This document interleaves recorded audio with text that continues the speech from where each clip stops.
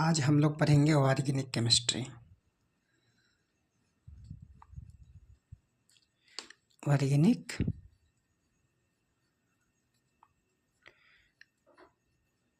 Chemistry तो ये एक छोटा सा टॉपिक है।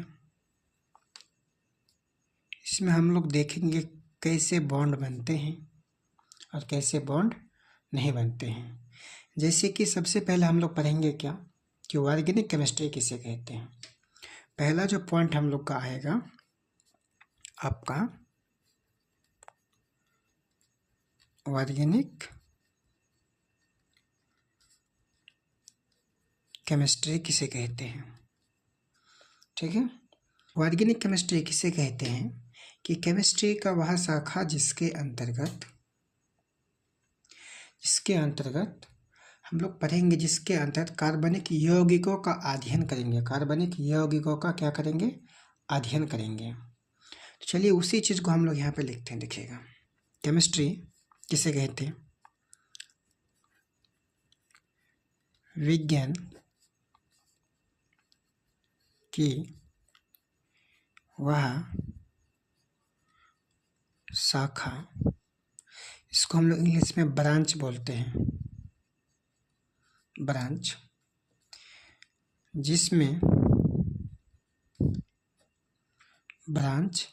जिसमें कार्बनिक यौगिक का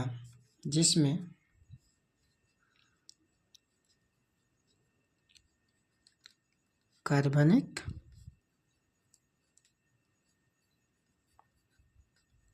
यौगिक का स्टडी करते हैं, मतलब अध्ययन करते हैं। अध्ययन करते हैं तो उसे ही ऑर्गेनिक केमिस्ट्री कहते हैं। ठीक है, जैसे दिखेगा एग्जाम्पल में CH4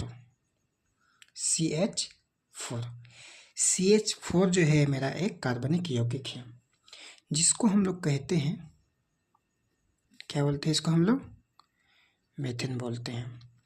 लेकिन मीथेन बना कैसे, उस चीज़ को देखना पड़ेगा।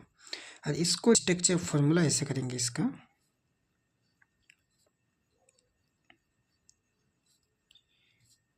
स्ट्रक्चर फॉर्मूला जैसे इसका करेंगे तो एक कार्बन हो गया और एक कार्बन में 4 बॉन्ड होते हैं। तो इस हिसाब से इसका हो गया, इसका बॉन्ड बन गया। इसका बॉन्ड बन गया। अब जैसे इसका बॉन्ड बना तो इसमें आपका हाइब्रिडाइजेशन, मतलब हाइब्रिडाइजेशन को हिंदी में बोलते हैं प्रसंकरण।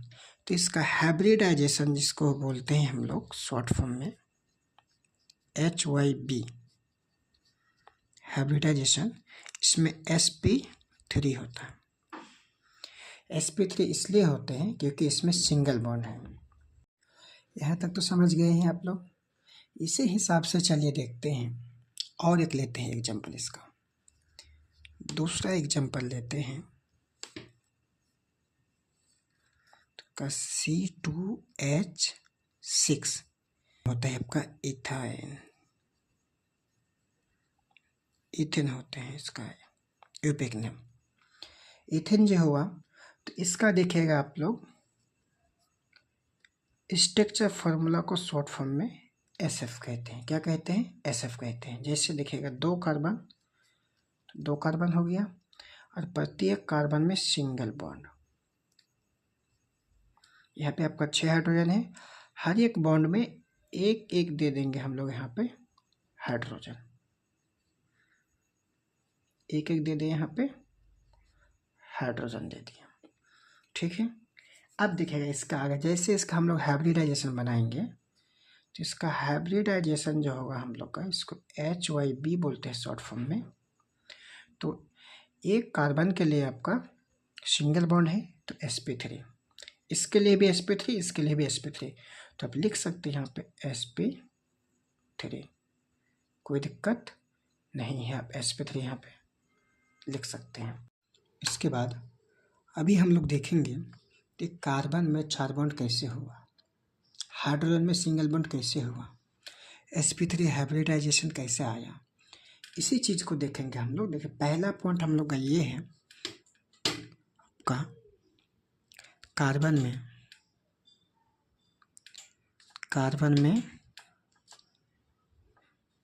4 बॉन्ड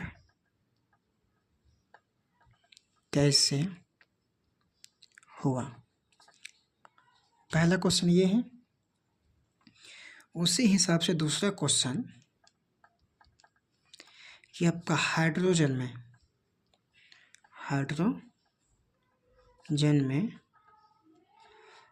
एक बॉन्ड, एक बंधन, एक बॉन्ड कैसे हुआ। एक कॉन्सेप्ट को पढ़ने के लिए हम लोग अगला वीडियो में इसका कॉन्सेप्ट को पढ़ेंगे। ठीक है, मिलते हैं फिर अगला वीडियो में।